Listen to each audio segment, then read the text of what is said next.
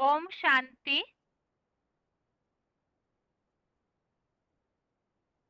भगवत गीता श्लोक क्लास में आज का श्लोक है 10वें अध्याय का 19वां श्लोक, अध्याय 10, श्लोक नंबर 19।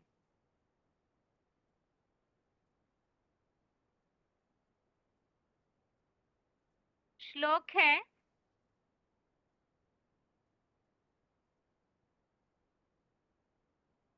यहाँ पर श्लोकों का टॉपिक चेंज हुआ है 19वें श्लोक से 42वें श्लोक तक। श्लोक नंबर 19 से श्लोक नंबर 42 तक भगवान द्वारा अपनी विभूतियों और योग शक्ति का कथन।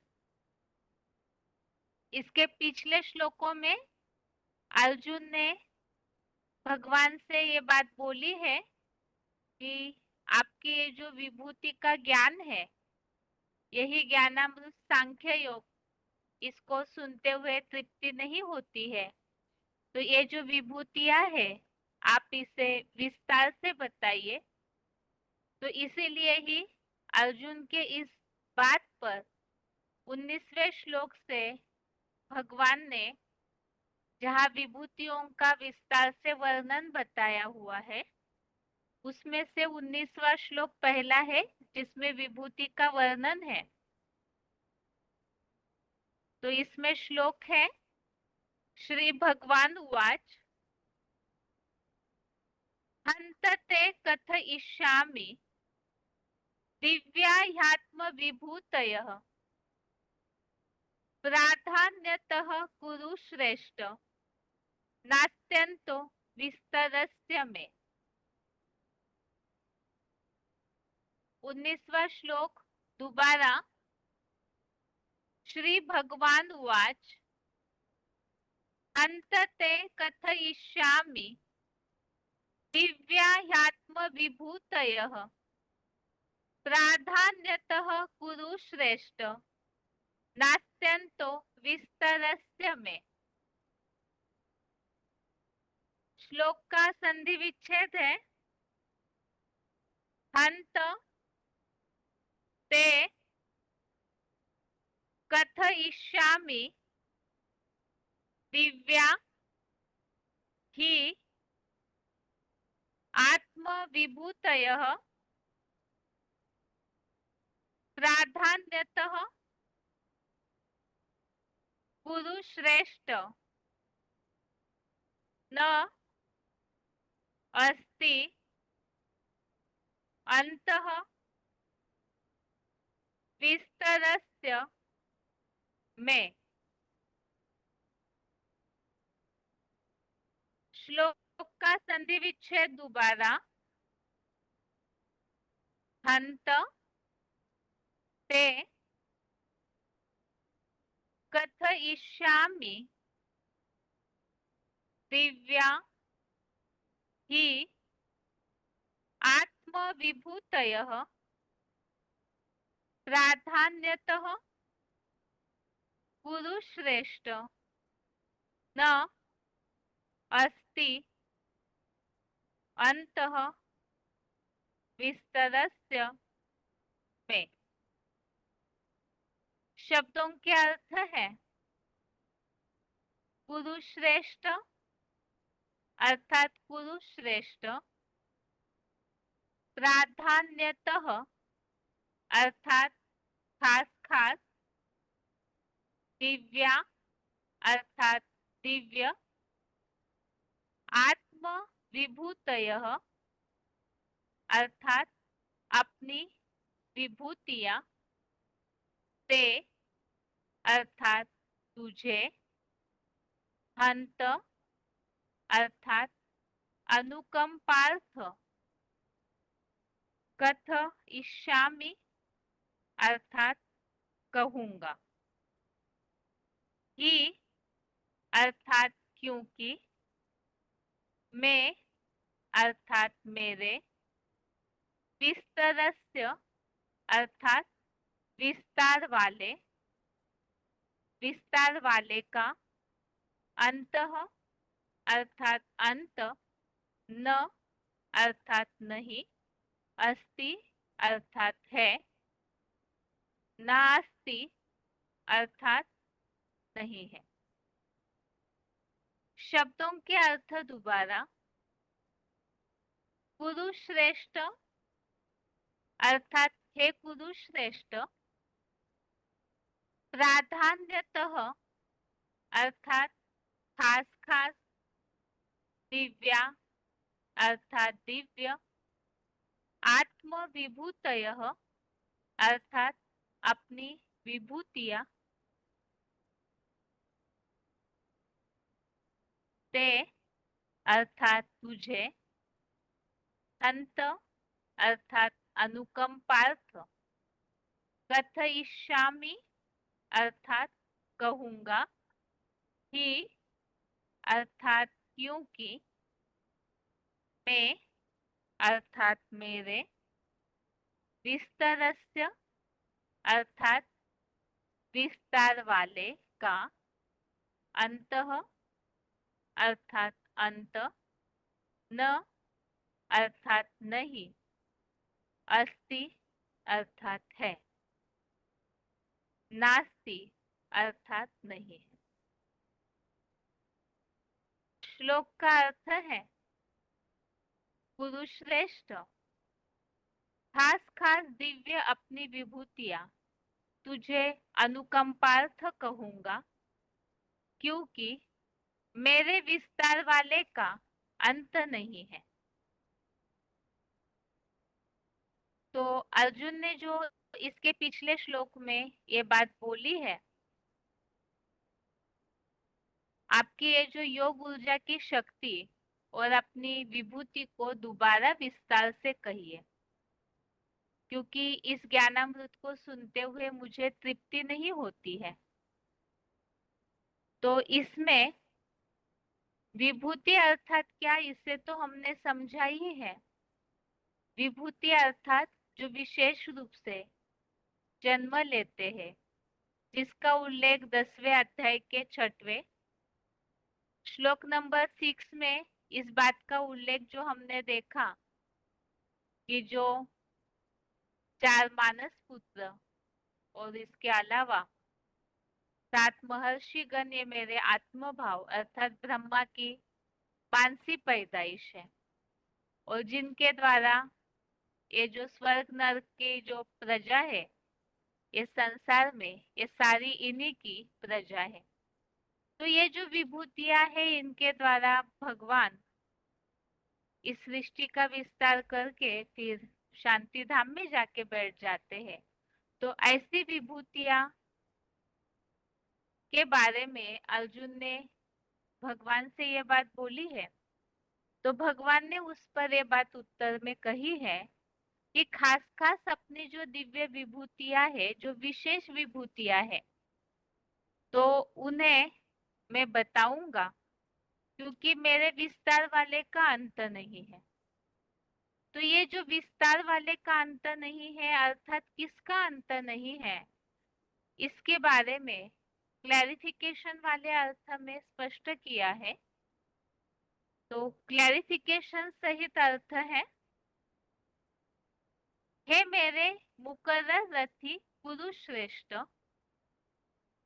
पहले किसी को न बताई गई ये खास खास दिव्य अपनी विभूतियां गहराई से ज्ञानार्जन अर्थ उत्कंठित तुझे अनुकंपार्थ कहूंगा, क्योंकि वट वृक्ष के बीज रूप मेरे विस्तार वाले महादेव अर्थात आदम का अंत नहीं है।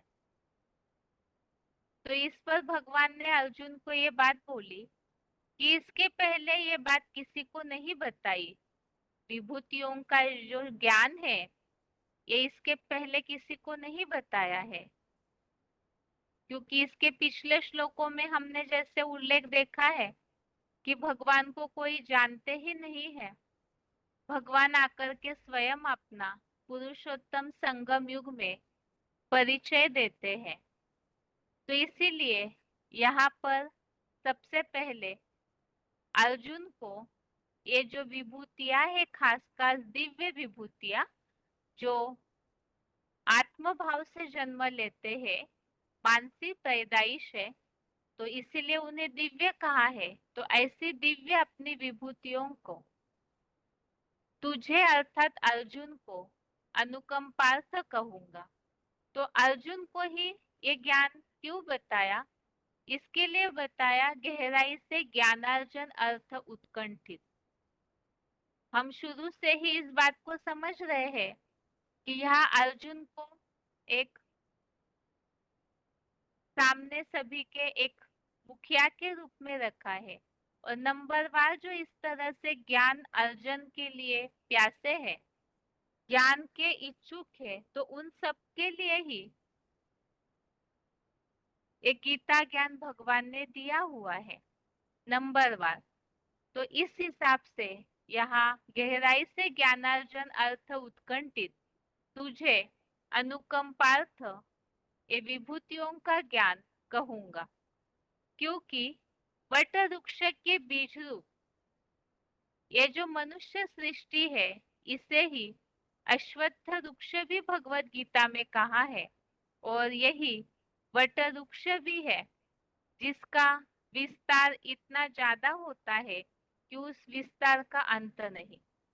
और वो जो बीज है इस मानवीय सृष्टि रूपी वृक्ष का, वट वृक्ष का बीज रूप चैतन्य अर्थात ही महादेव आदम, उनका अंत नहीं है।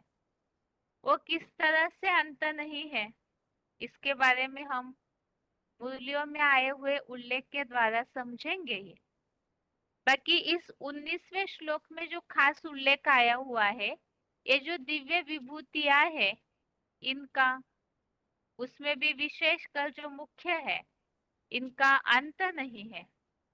इसी बात का उल्लेख 10वें अध्याय के 40वें श्लोक में भी है। अध्याय 10 के ही श्लोक नंबर 40 में भी इसका उल्लेख इस तरह है कि मेरी नंबरवार दिव्य विभूतियों का अंत नहीं है। तो ये ऊपर बताई गई विभूतियों को विस्तार से मैंने संक्षेप में कहा। तो इसके आगे के श्लोकों में विभूतियों का ही वर्णन है, तो उसमें से ये विभूतियों का अंत नहीं है। ये तो श्लोक का अर्थ हो गया। इसमें विशेष बात जो मुख्य है, अव्वल नंबर जो विभूति है महादेव आदम, जो बीज है मानवीय सृष्टि का, उनका अंत नहीं है। और बाकी ये सारे विभूतियों को अर्जुन को बताया है जो ज्ञान के नंबरवार ज्ञान अर्जन हेतु उत्कंठित अर्थात प्यासे है। इस श्लोक का अर्थ है, उच्चारण सुनते हैं, उसके बाद पॉइंट्स।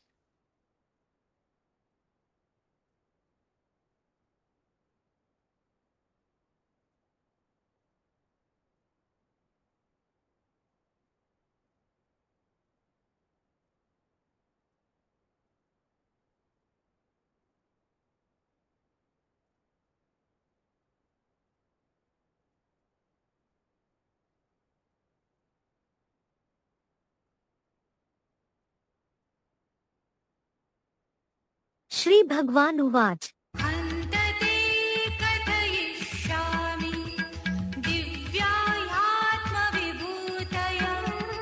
प्राधान्यतः पुरुश्रेष्ठ नास्त्यन्तो विस्तरस्य मे। श्री भगवान ने बोला, हे मुकर्रर रथधारी कुरुश्रेष्ठ, पहले किसी को ना बताई गई ये खास खास दिव्य अपनी विभूतियां गहराई से ज्ञानार्जनर्थ उत्कंठित तुझे अनुकंपार्थ कहूंगा, क्योंकि वटवृक्ष के बीज रूप मेरे विस्तार वाले महादेव आदम का अंत नहीं है। श्री भगवान उवाच अन्तते कथयिष्यामि दिव्याह्यात्मविभूतयः प्राधान्यतः पुरुश्रेष्ठ नास्त्यन्तो विस्तरस्य मे। श्री भगवान ने बोला, हे मुकर्रर रथधारी कुरुश्रेष्ठ, पहले किसी को ना बताई गई ये खास खास दिव्य अपनी विभूतियाँ, गहराई से ज्ञानार्जनर्थ उत्कंठित तुझे अनुकंपार्थ कहूँगा, क्योंकि वटवृक्ष के बीज रूप मेरे विस्तार वाले महादेव आदम का अंत नहीं है। आगे है पॉइंट।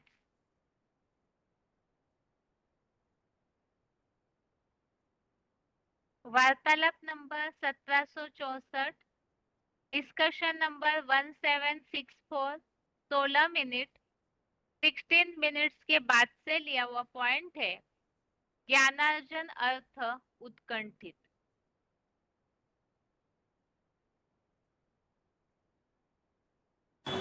जो प्यासे हैं असल में प्यासे हैं, जो दूसरे धर्म वाले हैं वो ज्ञान के उतने प्यासे नहीं है।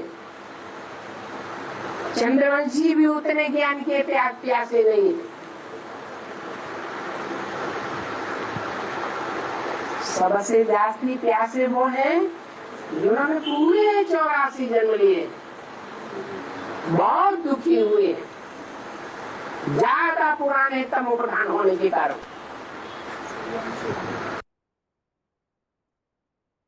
अगला पॉइंट है VCD number 2356, VCD number 2356, 16 minute 16 minutes के बाद से लिया हुआ पॉइंट है। वटवृक्ष का बीज।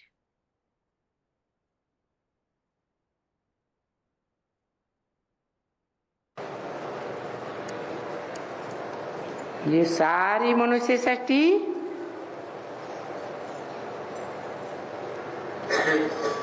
एक वृक्ष के समान है।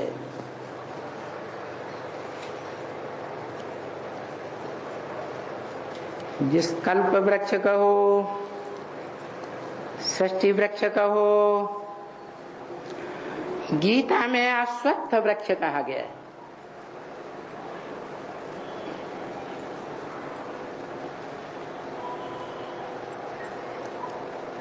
वट वृक्ष भी कहा।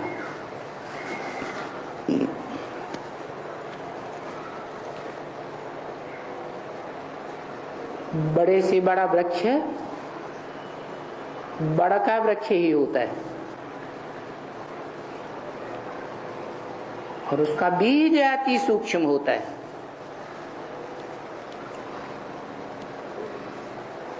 हम आत्माएं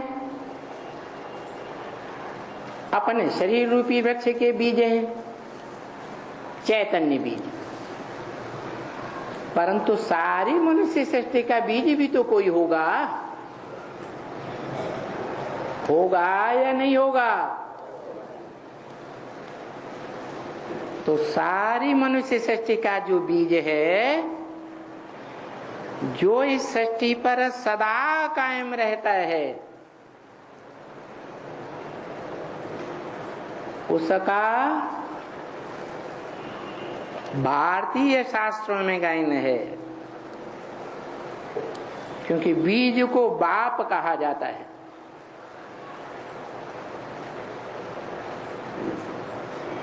इस जगत का बीज शास्त्रों में गाया हुआ है, जगतम पितरम वंदे पार्वती परमेश्वरो। सारी जगत के पिता शंकर को माना जाता है। इसीलिए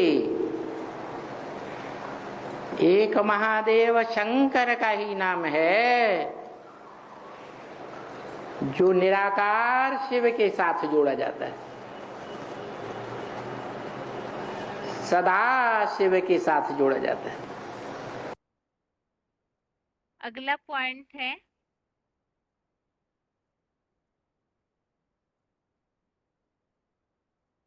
VCD नंबर 2322, VCD नंबर 2322, 1 घंटा 21 मिनट 1 आवर 21 मिनट्स के बाद से लिया हुआ पॉइंट है। मेरे विस्तार वाले महादेव का अंत नहीं है।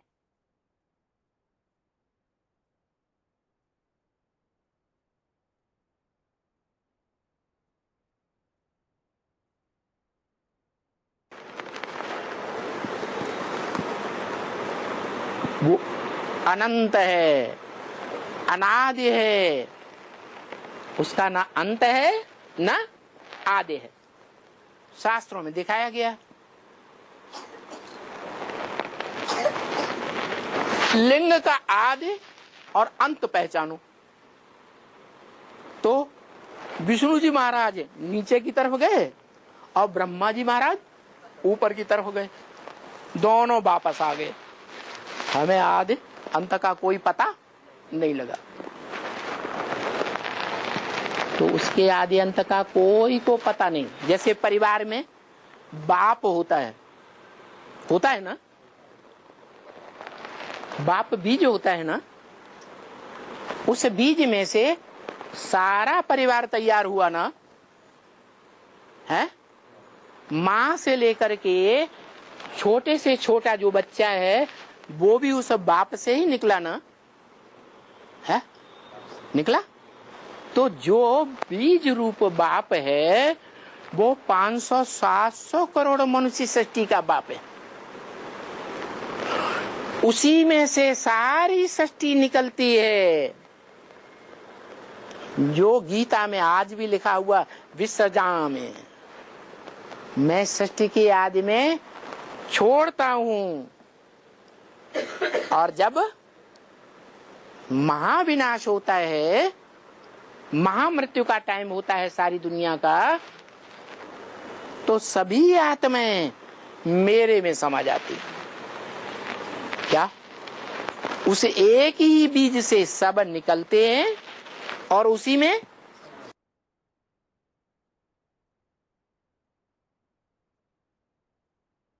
इस तरह से ये श्लोक संबंधित पॉइंट हमने समझे। अभी आगे है रिवीजन।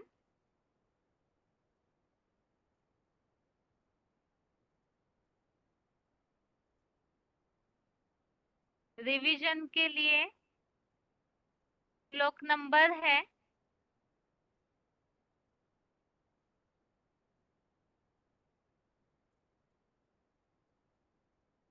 1 अध्याय का 14वें श्लोक से 16वें श्लोक तक, फर्स्ट अध्याय श्लोक नंबर 14 से श्लोक नंबर 16 तक, और 10वें अध्याय का 19वां अध्याय 10 का श्लोक नंबर 19। 14वां श्लोक है पहले अध्याय का श्लोक नंबर 14, जहां पहले हम श्लोकों में देख रहे थे एक तो कौरव सेना और पांडव सेना का वर्णन, जो उनके महारथी योद्धाएं हैं, तो दुर्योधन ने उसके बारे में द्रोणाचार्य को बताया है। और उसके अलावा भीम के द्वारा रक्षित पांडवों की सेना सीमित है, थोड़ी है, और भीष्म पितामह के द्वारा रक्षित कौरवों की सेना अपार है। इस श्लोक से दोनों सेनाओं की संख्या की जानकारी मिलती है।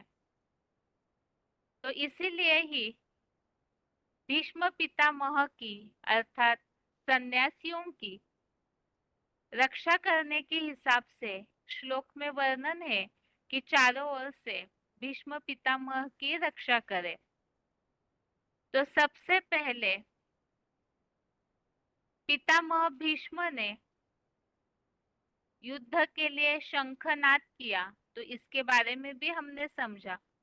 और उसके बाद फिर अनेक प्रकार के शंख, भेरिया, नगाड़े, अर्थात यहाँ जो आध्यात्मिक दृष्टि से जो अर्थ यहाँ शिव बाबा ने समझाया है, ये महाभारत युद्ध के समय जो युद्ध भूमि में अनेक प्रकार के नगाड़े वगैरह बजने का आवाज होता है, शोरगुल होता है, अर्थात ही अलग अलग प्रकार के रेडियो, टीवी चैनल्स, अखबार, मीडिया की आवाजों का बड़ा भारी शोरगुल होने लगा, जो कि इस तरह से माया का पसारा, अंधकार फैलाते हैं। अब अभी 14वें श्लोक में आगे का उल्लेख है। श्लोक है ततः श्वेतैर्हयैर्युक्ते महति स्यन्दने स्थितो माधवः पाण्डवश्चैव दिव्यौ शंखो प्रधत्मतु। श्लोक दोबारा,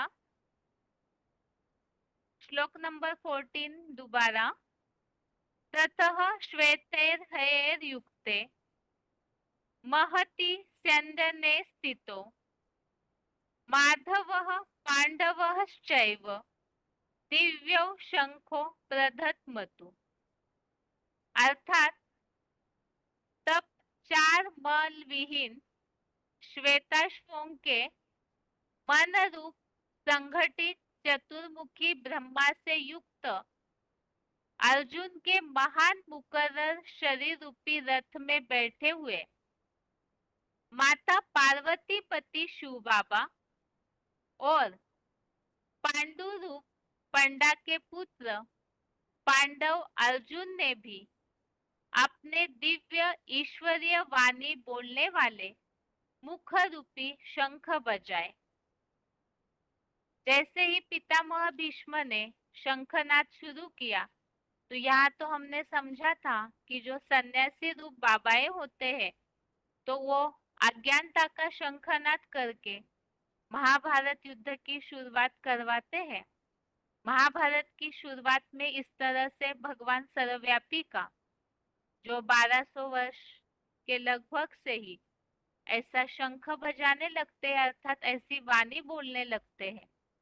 तो उसके बाद यह बताया जो अर्जुन का रथ दिखाया हुआ है, भगवत गीता के मुख पृष्ठ पर इस तरह का एक चित्र बना हुआ है अर्जुन के रथ का, जिसमें 4 श्वेत अश्व ऐसे घोड़े दिखाए जाते हैं और उस रथ का जो बताया अर्जुन के उस रथ में बैठे हुए माता पार्वती पति शिव बाबा जो उस रथ को चला रहे हैं। इसके लिए हमने इस बात को समझा है मूल्यों के आधार से कि ये 4 मल विहीन घोड़े अर्थात ही मन रूप संघटित चतुर्मुखी ब्रह्मा से युक्त अर्जुन के महान मुकर्रर रथ में बैठे हुए। तो मुकर्रर रथ का, शरीर रूपी रथ का भगवान आधार लेते हैं और वो अर्जुन वो सबसे पहले ईश्वरीय वाणी बोलने वाला मुख रूपी शंख बजाते हैं, अर्थात ऐसी ईश्वरीय ज्ञान की वाणी बोलने लगते हैं।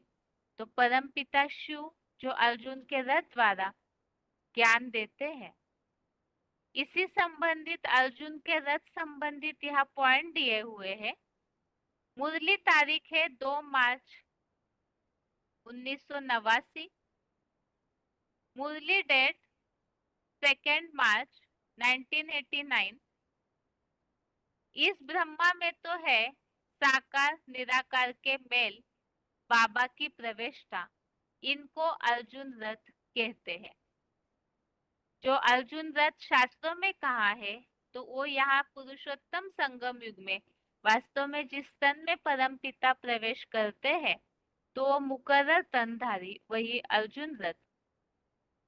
अगला पॉइंट है मुरली तारीख 15 नवंबर 1973, मुरली डेट 15 नवंबर 1973। इस रथ में शिव बाबा रथी बन हमको शिक्षा दे रहे हैं। बाकी घोड़े गाड़ी आदि की बात नहीं है। बाप बच्चों का सारथी सर्वेंट है। सर्वेंट तो आगे बैठेगा ना, तो शिव बाबा इस सृष्टि पर ओबीडियंट सर्वेंट बनकर आते हैं। तो यहाँ सर्वेंट अर्थात ही सारथी और वही शिव बाबा मुकर्रर तन में प्रवेश करके हमको शिक्षा देते हैं। और जो शिक्षा देते हैं, वाणी जो बोलते हैं दिव्य ईश्वरीय वाणी, उसी को शंख कहा है, शंख बजाना।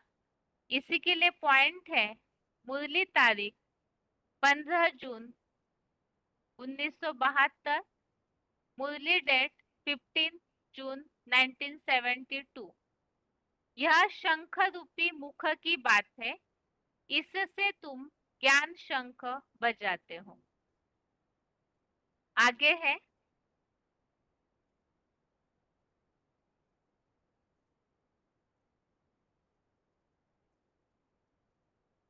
अगला पॉइंट है मुरली तारीख 7 नवंबर 1970, मुरली डेट 7 नवंबर 1970। बाप यह मुख की शंख ध्वनि करते रहते हैं। उन्होंने फिर भक्ति मार्ग में वह शंख और तुतारे आदि बैठ बनाए हैं। बाप तो इस मुख द्वारा समझाते हैं। तो अर्जुन के रथ द्वारा जो शंख ईश्वरीय वाणी का बजा, उसी के लिए यहाँ बताया बाप यहाँ मुख की शंख ध्वनि करते हैं। अब उसकी यादगार में भक्ति मार्ग में स्थूल शंख तुतारे ऐसे वाद्य यंत्र दिखा दिए। अगला पॉइंट है मुरली तारीख 16 अक्टूबर 1972, मुरली डेट 16 अक्टूबर 1972। शिव बाबा भी कहते हैं ब्रह्मा द्वारा तुमको अभी अच्छे से ज्ञान गोले दे रहा हूं। मनुष्यों को अच्छी तरह से शंख ध्वनि करो। गीता का पाठ फिर से बज रहा है और हेवनली गॉड फादर द्वारा किंगडम स्थापन हो रही है। महाभारत युद्ध हुआ पांडवों को राजाई देने के लिए। इसी तरह से यहाँ भी भगवान अर्थात हेवनली गॉड फादर ऐसा किंगडम स्थापन कर रहे हैं और उसके लिए ये जो गीता के द्वारा महाभारत युद्ध हुआ, तो वो वास्तव में सत्य असत्य धर्म अधर्म के बीच का युद्ध है। और उसके बीच में जो शंख ध्वनि है, तो वो बताया है कि जो ज्ञान भगवान दे रहे हैं, शिव बाबा जो यहाँ ज्ञान दे रहे हैं, तो उसकी शंख ध्वनि मनुष्यों के सामने करना अर्थात ज्ञान सबको देना। अगला पॉइंट है मुरली तारीख 20 फरवरी 1971, मुरली डेट 20 फरवरी 1971। पांडवों का स्वयं परमात्मा सारथी था। यहाँ नीचे और कुछ जानकारी दी हुई है फुटनोट के तौर पे। 2017-18 में 2017-18 में ग्लानी की रणभेरिया सुनकर बच्चे तो लोक लाज में आकर ज्ञान सुनाना बंद करने लगते हैं, परंतु विरोधी दल के द्वारा लगातार मीडिया में हो रही धुआंधार ग्लानी के उत्तर में शिव बाबा ज्ञान सुनाते हैं। इसलिए पांडव सेना में पहला शंख सारथी भगवान और रथी अर्जुन ने साथ साथ बजाया। उसके बाद नंबरवार महारथी बच्चे बजाते हैं। तो यहाँ पर ये बात बताई, वास्तव में ये प्रैक्टिकल में यहाँ महाभारत युद्ध की जो तैयारी हो रही है, तो उसके लिए बताया कि 2017-18 में ब्राह्मणों की दुनिया में जो एक युद्ध का माहौल बना, तो उस समय तो बच्चों ने ज्ञान सुनाना बंद किया अर्थात शंख बजाना बंद कर दिया। लेकिन जो अखबार मीडिया वगैरह ग्लानी का अंधकार फैलाते हैं, धुआंधार जो ग्लानी करते हैं, उसके उत्तर में ही शिव बाबा स्वयं जो पांडव सेना के सारथी है, तो स्वयं ही पहले पहले शंख बजाते हैं और उसके बाद नंबरवार बज। इस तरह से ये अर्जुन ने जो शंख बजाया उसके लिए ये स्पष्टीकरण वाले पॉइंट्स, और अभी इन्हीं बातों को हम मुरलियों में आए हुए उल्लेख के द्वारा समझते हैं। आगे है VCD पॉइंट्स।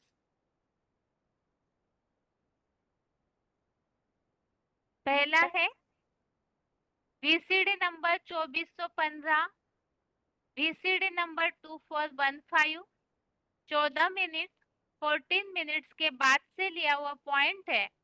अर्जुन मुकर्रर शरीर रूपी रथ के सारथी।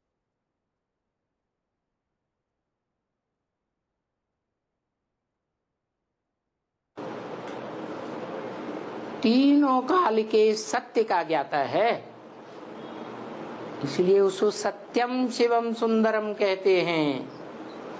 अंग्रेज लोग कहते हैं गॉड इज ट्रुथ और ट्रुथ इज वन। वो एक ही है,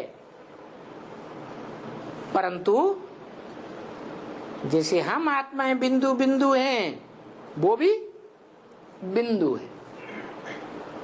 फिर पहचान में कैसे आएगा? ये भी बिंदु, वो भी बिंदु, वो भी बिंदु, 500-700 करोड़ सब मनुष्य आत्माएं बिंदु, कैसे पहचाने? जब वो प्रवेश करे हम बच्चों में से किसी एक मुकर्रर रथ में,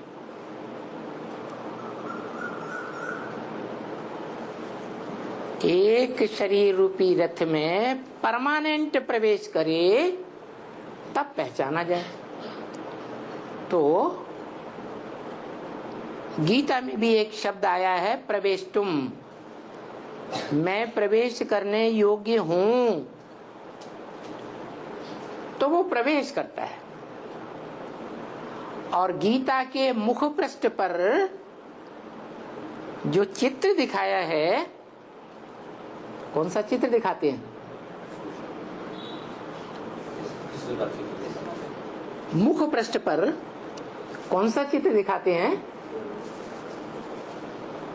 रथ, अर्जुन का रथ दिखाते हैं ना। अर्जुन के रथ में भगवान सारथी के रूप में बैठे। अर्जुन रथी है, और गीता में कहा है बुद्धिमान नर अर्जुन। क्या मनुष्यों के बीच अगर कोई बुद्धिमान मनुष्य है जो गीता ज्ञान को अच्छी तरह से ग्रास्प करने वाला है, वो बुद्धिमान कौन? अर्जुन है। तो वो अर्जुन वास्तव में कोई दूसरी आत्मा नहीं है। अर्जुन माने अर्जन करने वाला, कमाई करने वाला, धन का उपार्जन करने वाला। और धन कौन सा श्रेष्ठ है? बड़े ते बड़ा धन, श्रेष्ठ ते श्रेष्ठ है ज्ञान धन। और ज्ञान कहा जाता है जानकारी को। काहे की जानकारी? सत्य की जानकारी। तो वो सत्य की जानकारी देने वाला भगवान अर्जुन के रथ में प्रवेश करता है। रथ माना शरीर। शास्त्रों में भी कहा है शरीरम रथम विद्धि इंद्रियाणि हयान्याहो। शरीर को रथ समझ और इंद्रियों को घोड़ा समझ। तो दिखाया गया गीता के मुख पृष्ठ पर कि अर्जुन के शरीर रूपी रथ में भगवान प्रवेश होकर के उस रथ को कंट्रोल करते हैं। अगला पॉइंट है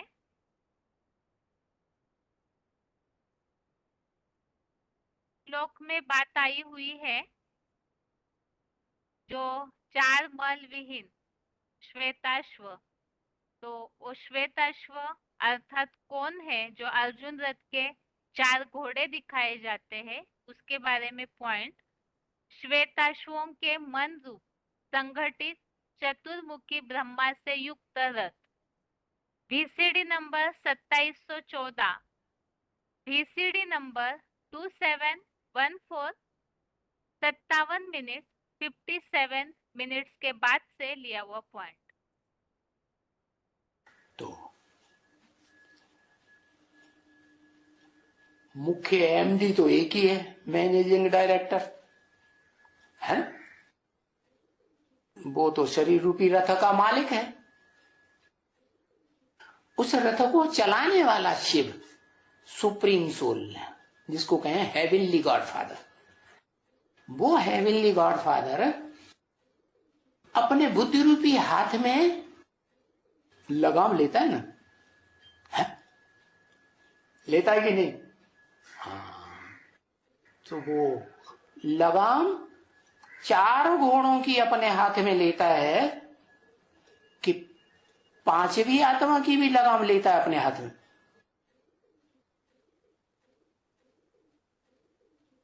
चार की लगाम अपने हाथ में लेता है।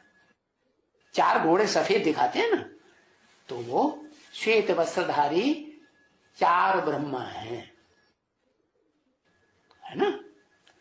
तो उनकी मन रूपी घोड़े की लगाम, मन को घोड़ा कहा जाता है ना, है? अरे घोड़ा है कि नहीं है? हाँ, और वो घोड़ा, मन रूपी घोड़ा अर्जुन की आत्मा के साथ भी है या नहीं है? उसकी आत्मा के साथ भी है, तो उसको कंट्रोल नहीं करता पूरा क्या? उसको क्यों नहीं कंट्रोल करता है?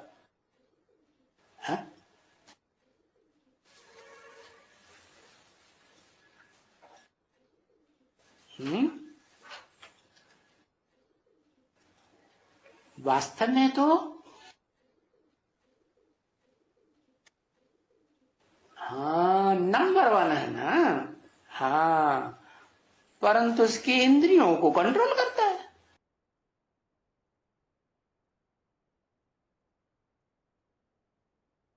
अगला पॉइंट है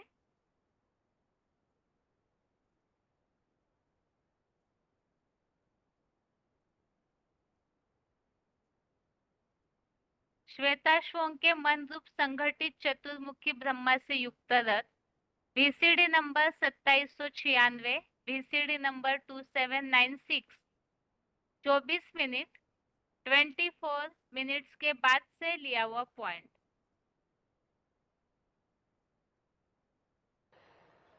अभी वो तो उन्होंने अर्जुन घोड़े गाड़ी वाला बनाई दिया क्या? जो उन्होंने अर्जुन घोड़े गाड़ी वाला बनाया, कितने घोड़े दिखाते हैं? 4 घोड़े दिखाते हैं। तो वो 4 घोड़े उन्होंने क्यों दिखाई दिए? जानवर हैं? क्यों दिखाए? घोड़े क्यों दिखाए? शेर दिखाई देते हैं, सुअर दिखाई देते, सो क्यों नहीं दिखाया है? क्योंकि घोड़ा जो है ना, वो दौड़ने में बहुत तीखा होता है। तो ये मन रूपी घोड़े हैं क्या? कोई 4 ऐसी मनुष्य आत्माएं हैं जो बहुत तीखी दौड़ने वाली मन रूपी घोड़े हैं। उनको संगठित रूप में चित्रकारों ने 4 मुख वाला ब्रह्मा दिखाई दिया है। माना वो जो 4 मुख वाला, संगठित मुख वाला ब्रह्मा दिखाया है, वो किसकी यादगार है? हाँ, वो 4 मुखधारी कोई आत्माएं है ना, मनुष्य आत्माएं। हाँ, तो वो मनुष्य आत्माएं चारों मिलकर के एक हो जाती है।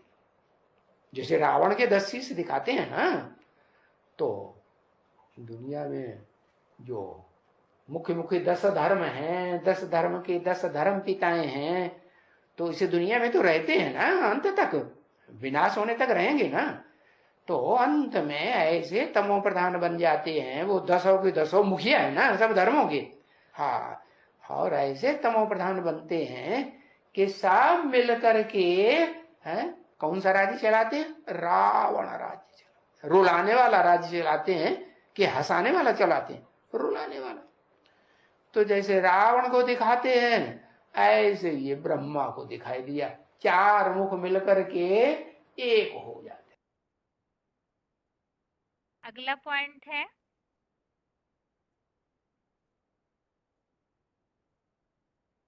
शंख ध्वनि का अर्थ, VCD number 1831, VCD number 1831, 28 minute 28 minutes के बाद से लिया हुआ पॉइंट।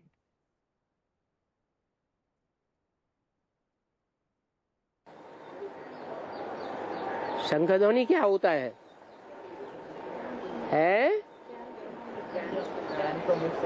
ये मुख क्या है? ये मुख शंख है। जैसे उस शंख में फूंक मारने से, उसमें फूंक डालते हैं तो हवा निकलती है ना बाहर, ऐसे ही इस मुख से जब बोलते हैं तो हवा बाहर जाती है या अंदर आती है? और हवा के साथ आवाज भी आती है। उस शंख में भी ऐसे ही होता है, और ये चैतन्य शंख में भी ऐसे ही होता है।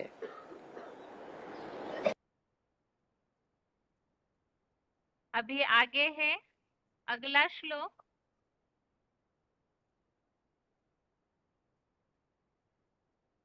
15 और 16वां श्लोक यहाँ जुड़ा हुआ है। श्लोक नंबर 15, श्लोक नंबर 16। श्लोक है, पांचजन्यम ऋषिकेशो देवदत्तम धनंजय पौंड्रम दद्मो महाशंखम भीमकर्मा रुकोदरः। 16वां श्लोक, अनंत विजयम राजा कुंती पुत्रो युधिष्ठिरः नकुलः सहदेवश्च सुघोष मणिपुष्पको। श्लोक दोबारा, पांचजन्यम ऋषिकेशो देवदत्तम धनंजयः पौंड्रम दद्मो महाशंखम भीमकर्मा रुकोदरः।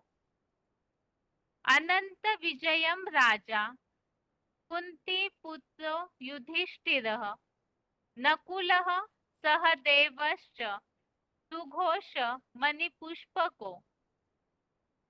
श्लोक का अर्थ है, धरणी माता के साथ अन्य गौरूपा इंद्रियों के स्वामी अमोघ वीर्य शिव बाबा ने ऋषिकेश का अर्थ यहाँ बताया है। धरणी माँ के साथ अन्य गौरूपा इंद्रियों के स्वामी अमोघ वीर्य शिव बाबा ने पंचजन अर्थात पंचमुखी ब्रह्मा से पांचजन्य सच्ची गीता ज्ञान धन जेता होने से योग बल द्वारा विश्व विजेता अर्जुन ने इंद्रदेव प्रदत्त देवदत्त नामक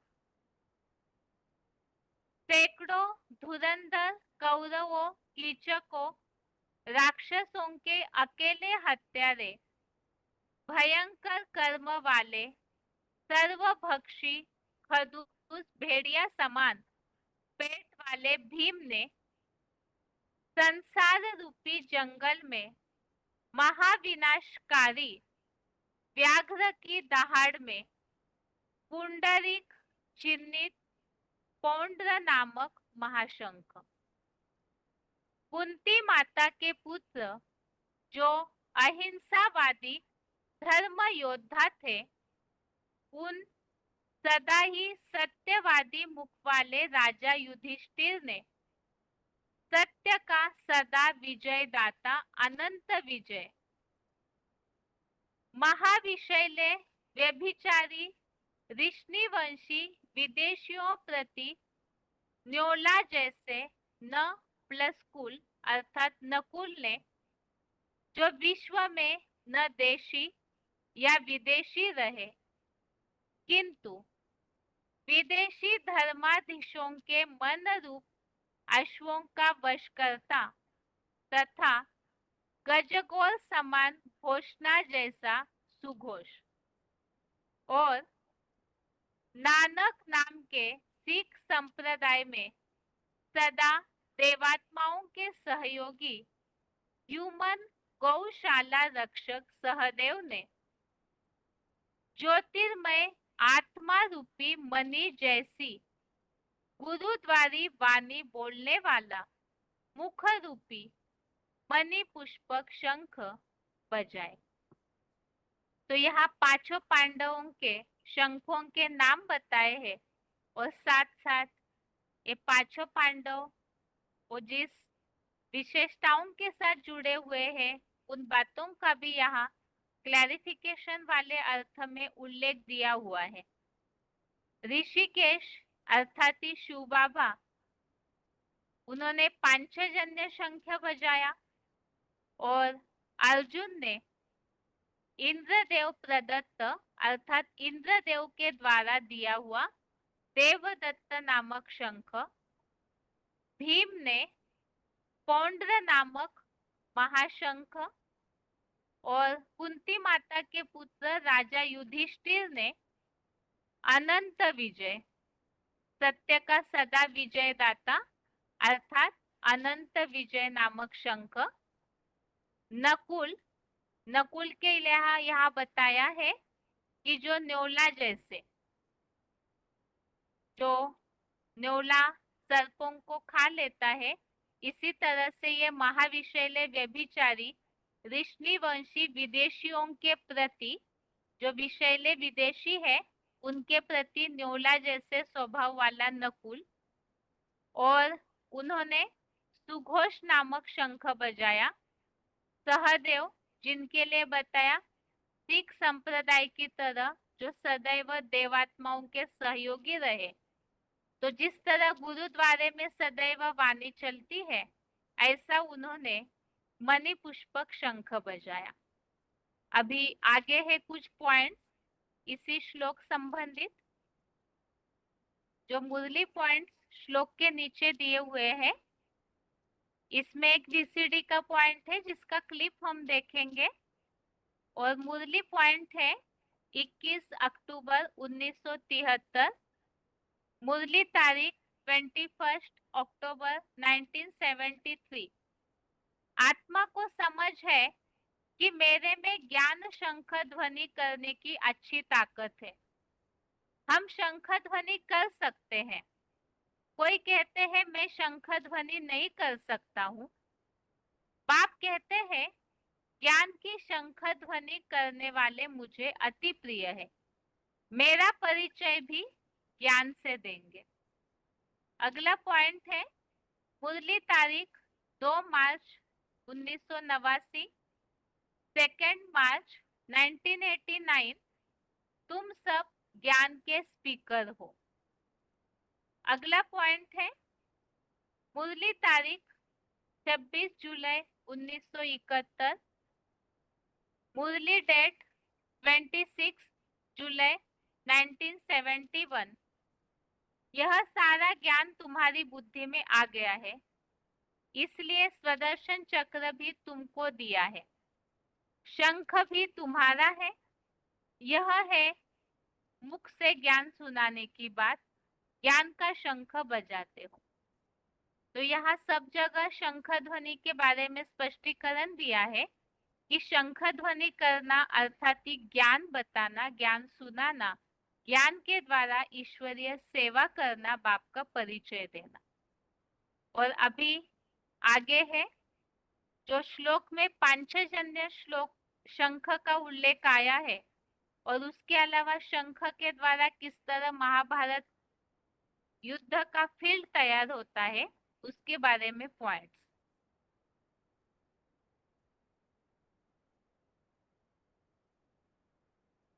पहला है जो श्लोक के नीचे ही पॉइंट दिया हुआ है, VCD number 1542, VCD number 1542, 57 minute 57 minute के बाद से लिया हुआ पॉइंट। शंख ध्वनि से महाभारत का फील्ड तैयार होता है।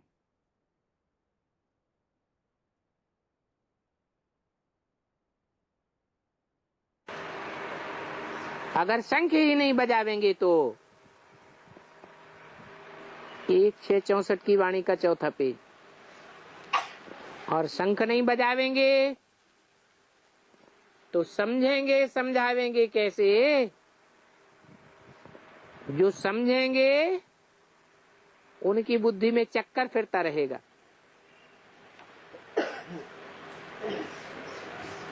हाँ, चुप भी रहना है।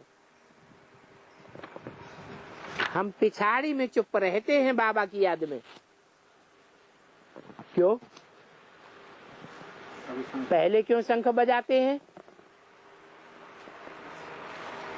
पिछाड़ी में चुप क्यों रहते हैं?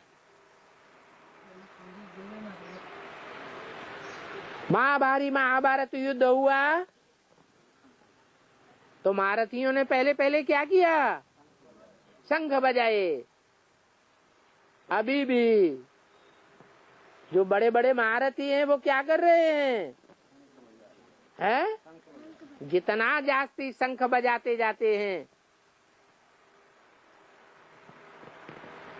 उतना महाभारत का फील्ड भी तैयार होता जाता है।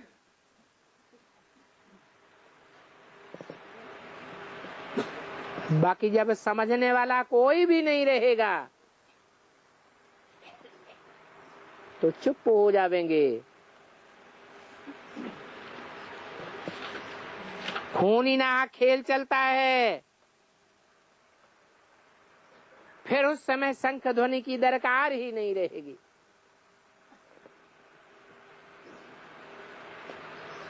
तो शास्त्रों में दिखाया है कि महाभारत लड़ाई होने से पहले क्या हुआ है?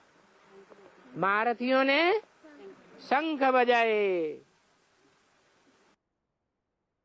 अगला पॉइंट है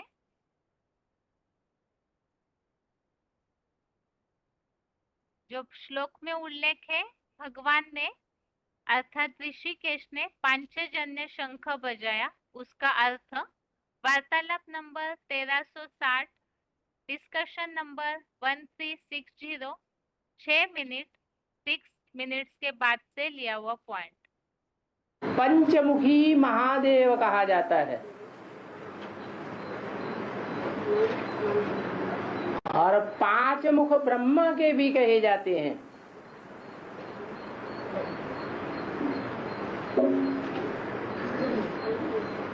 और ब्रह्मा सो विष्णु बनता है। तो ये पांचजन्य मुख से जो कनेक्टेड किया गया है वो कौन से समय का गायन हुआ? पुरुषोत्तम संगम युग का गायन है।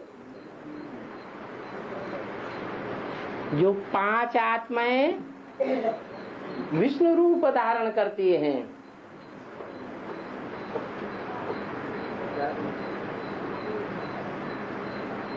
भक्ति मार्ग में भगवान का साकार रूप माना जाता है।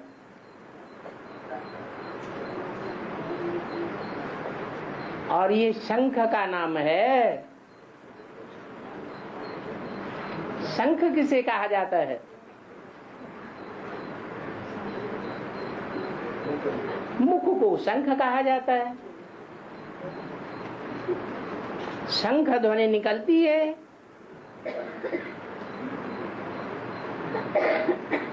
तो भगवान के मुख से जो शंख ध्वनि निकलती है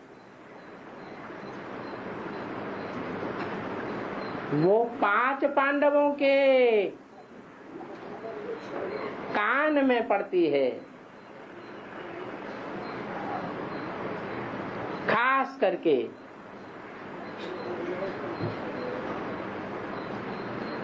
खास उस मुख की आवाज 5 पांडव सुनते हैं और उनके फॉलोअर्स भी सुनते हैं। परंतु आम रूप से वो आवाज सारी दुनिया के सभी धर्म की आत्माएं सुनती हैं, भले सन्मुख होकर नहीं सुनती हैं, परंतु कोई न कोई मीडिया से सुनती है। तो वो भगवान का मुख ही है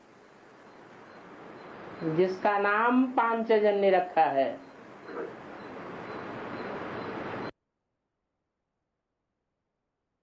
आगे है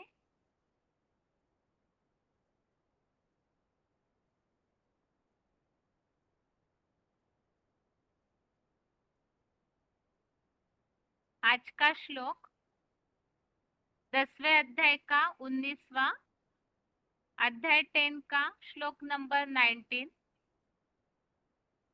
श्लोक है श्री भगवान उवाच हन्तते कथयिष्यामि दिव्याह्यात्म विभूतयः प्राधान्यतः कुरु श्रेष्ठ नास्त्यंतो विस्तरस्य में। अर्थात हे मेरे मुकर्रर रथी कुरुश्रेष्ठ, पहले किसी को न बताई गई ये खास खास दिव्य अपनी विभूतियां गहराई से ज्ञानार्जन अर्थ उत्कंठित तुझे अनुकंपार्थ कहूंगा, क्योंकि वट वृक्ष के बीज रूप मेरे विस्तार वाले महादेव आदम का अंत नहीं है। तो श्लोक के लिए हमने समझा था अर्जुन के कहने पर कि आप अपनी विभूतियों को विस्तार से मुझे बताइए, क्योंकि ये ज्ञानामृत सुनते हुए मुझे तृप्ति नहीं होती है।